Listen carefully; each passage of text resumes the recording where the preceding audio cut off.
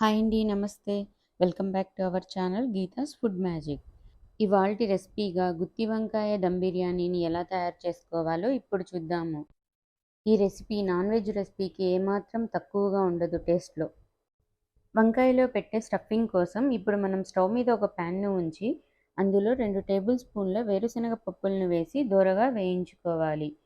పప్పులు కొంచెం వేగిన తర్వాత అందులో 4-5 ఎండుమిరపకాయలు, హాఫ్ టీ స్పూన్ జీలకర్ర, పావు టీ స్పూన్ మిరియాలు, ఒక స్టార్ పువ్వు, 5 లవంగాలు, కొంచెం చెక్క, 5 ఇలాచీ, ఒక చిన్న మరాఠీ మొగ్గను వేసి అందులోనే 1.5 టేబుల్ స్పూన్ల నువ్వులను కూడా వేసి దోరగా వేయించుకోవాలి.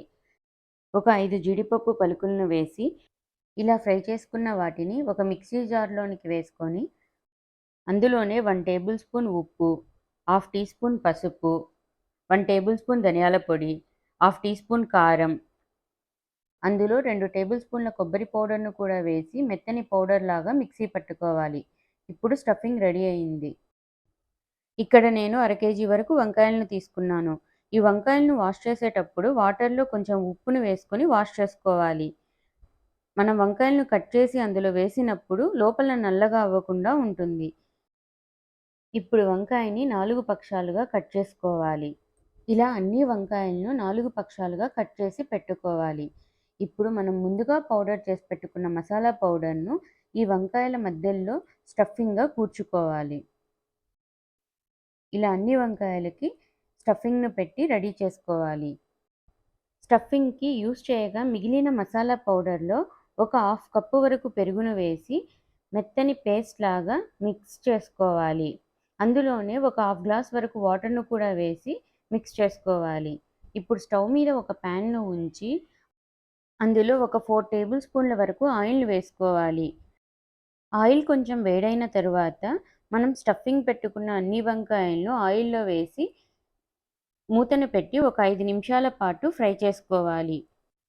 5 మినిట్స్ తర్వాత మూతను తీసి వంకాయలన్నింటినీ మరో వైపుకు టర్న్ చేసుకొని మళ్ళీ మూత పెట్టి మరో 5 నిమిషాల పాటు మగ్గించుకోవాలి.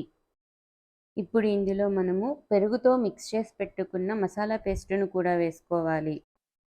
ఒక హాఫ్ గ్లాస్ వరకు వాటర్‌ను కూడా పోసుకోవాలి. రుచికి సరిపడా ఉప్పును కూడా వేసుకోవాలి. ఇందులోనే హాఫ్ టేబుల్ స్పూన్ వరకు అల్లం వెల్లుల్లి పేస్టును కూడా వేసి ఈ గ్రేవీ అంతా కొంచెం దగ్గర పడేంత వరకు ఉడికించుకోవాలి. ఇప్పుడు మనము రైస్‌ని కుక్ చేసుకుందాం.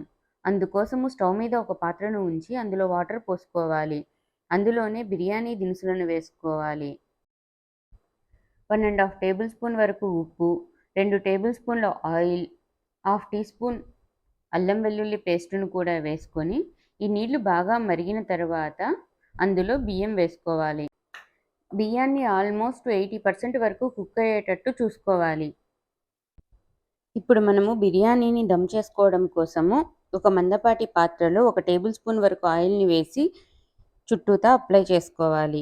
ఇందులో మనము తయారు చేసి పెట్టుకున్న కర్రీ అంతా ఇక్కడ వేసి మనం ఉడికించుకున్న రైస్‌ని లేయర్లుగా వేసుకోవాలి. ఇలా లేయర్లుగా వేసుకున్న తర్వాత రైస్ అంతా దాని మీద కొత్తిమీర, పుదీనాను చల్లుకొని కొంచెం ఫ్రైడ్ ఆనియన్స్‌ని కూడా వేసుకోవాలి. ఇప్పుడు దమ్ చేసే ముందు ఒక 2 టేబుల్ స్పూన్ల వరకు నెయ్యిని కూడా వేసుకోవాలి. టిష్యూ పేపర్‌ను పెట్టి కొంచెం వాటర్ చల్లుకొని ఒక 5 నిమిషాల పాటు హై ఫ్లేమ్‌లో, మరో 5 నిమిషాల పాటు లో ఫ్లేమ్‌లో దమ్ చేసుకోవాలి. రైస్ అంతా ప్రిపేర్ అయిన తర్వాత ఒక 15 నిమిషాల తర్వాత మూత తీసి సర్వ్ చేసుకోవచ్చు.